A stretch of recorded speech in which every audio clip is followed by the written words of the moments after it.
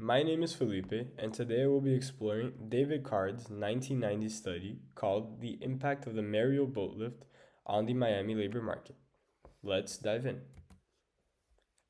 First, let's go into some context and background on the study. As I previously mentioned, the study is titled The Impact of the Mariel Boatlift on the Miami Labor Market. It investigates how a large influx of immigrants during the 1980 Mariel Boatlift, a mass immigration from Cuba to the United States where around 150,000 people entered the country in close to 6 months, affected wages and unemployment opportunities in Miami, especially for low-skilled workers. The author of this paper is David Card. At the time of publication, Card was an economics professor at Princeton University. He is one of the most influential labor economists in the world, having research which pioneered the use of using natural experiments in economics. He later received the Nobel Memorial Prize in Economic Sciences for his contributions to labor economics, so it's safe to say that the author holds a lot of credibility in this field. His study was published in August of 1989, being definitely old today. With this, you might be asking, what significance does this study have today, being so old? This study remains very relevant because immigration continues to be one of the most debated economic and political issues worldwide. Its importance today includes several different factors, such as providing evidence about what happens when a city suddenly receives a large number of immigrants, and also challenging the common assumption that immigration automatically lowers wages or increases unemployment for native workers. It is also frequently cited in modern debates and is used to help policymakers understand how labor markets adjust to migration shocks in real life. The study ultimately found that despite a 7% increase in Miami's labor force, being extremely high for such a low period of time, there was little evidence of wage reductions or higher unemployment among existing workers. Additionally, Card reviews several earlier immigration studies and cites several relevant sources. These include work by George Borges and Gene Grossman, in which all of these studies, most of them, examine whether immigrants compete with native workers and how immigration affects their wages and employment. Overall, this previous research suggested that immigration's impact on native workers would be actually smaller than what would be expected. However, many of these studies faced a challenge, being that immigrants tend to move to cities with strong economies, making it difficult to isolate the true effect of immigration itself. This leads directly to the gap in research that Card aimed to address in his study. Earlier studies often compared cities with different immigrant populations, but it was difficult to determine whether economic outcomes were caused by immigration or by other factors such as economic growth. The Mariel Boatlift created a unique opportunity because it was an unexpected event that suddenly increased Miami's labor force by about 7%. His main research question for the study was how did the Mariel Boatlift affect wages and unemployment rates in Miami, especially for low-skilled workers? The common economic prediction at the time was that such a large influx of relatively low-skilled workers would actually lower wages and increase unemployment among existing workers.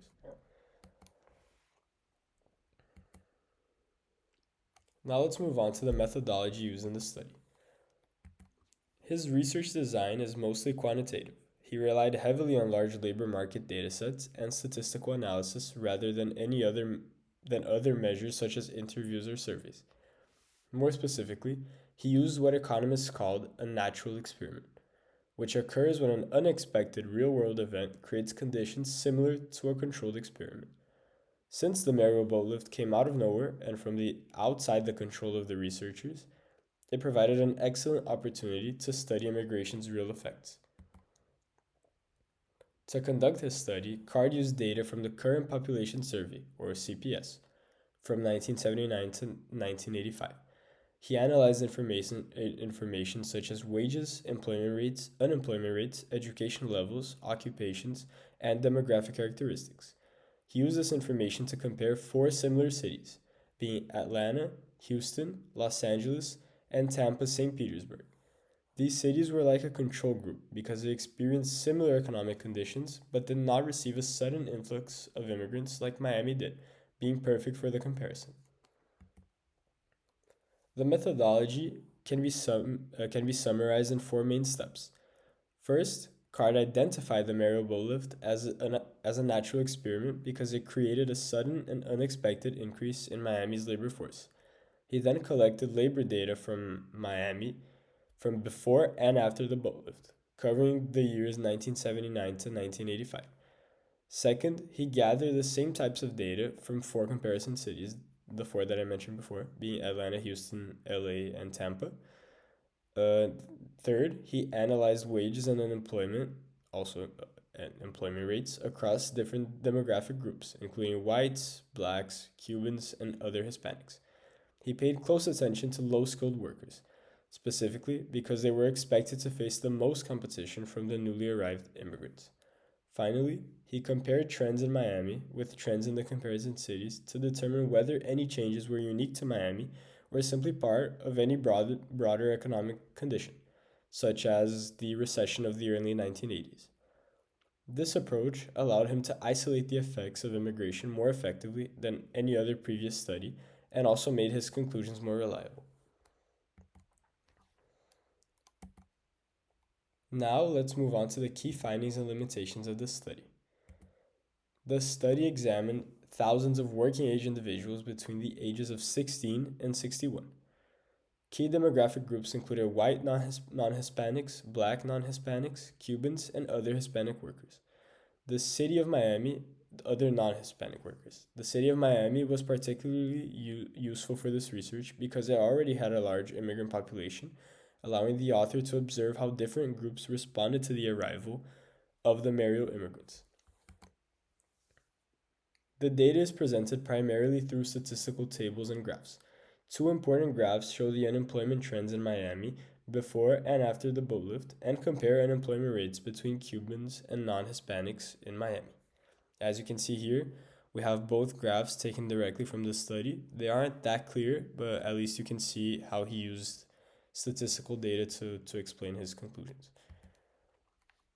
However, the most important and most appearing evidence comes from several tables that compare wages and unemployment rates in Miami with those in the similar cities.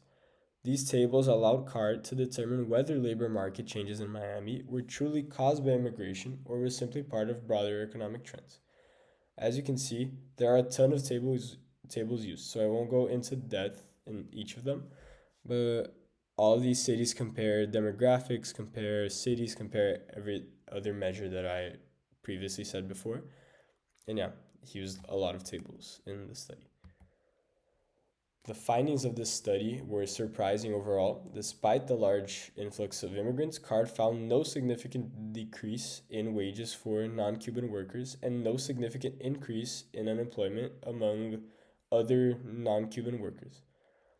Even among earlier immigrants, there was only limited evidence of negative effects. Overall, Miami absorbed the new immigrants very quickly, without any disruptions to the labor market, surprising every single labor economist at the time.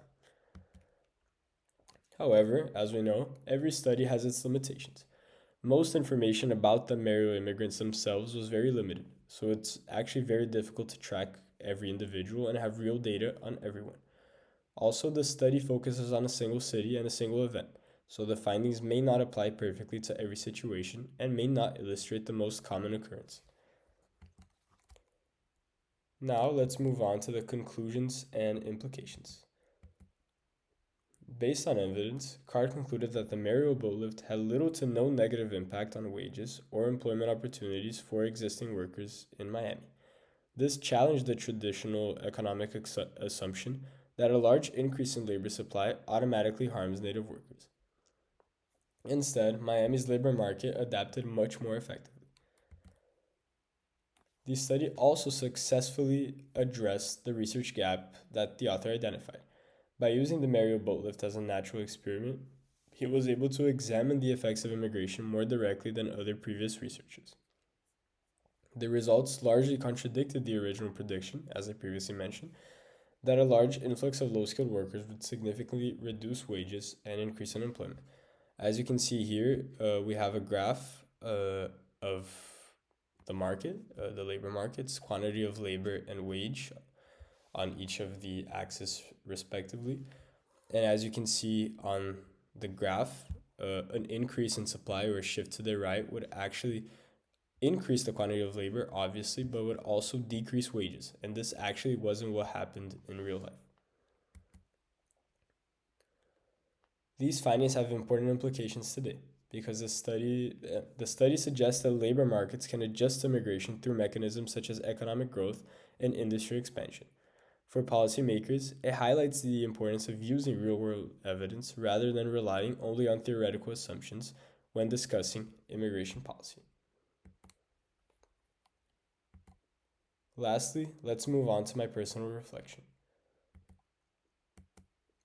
Personally, I chose this study because of my recent interest and involvement in economics through the AP Micro and AP Macroeconomics subjects. Additionally, immigration is also a key subject today, remaining one of the most important and debated issues in the world and also in my household. I've always wanted to understand more about the real effects of these migrational movements and to learn if the theoretical outcomes were necessarily true. And this study provided a unique opportunity to learn more about specific areas, such as employment and wages. What I found most interesting about the study is that the results were actually different than what was expected, teaching me the importance of relying on real data rather than just assuming things based on theory. If I were to build upon this research, I would recreate it with a more recent example, such as Ukrainian mass migration to the European countries since the start of their conflict with Russia.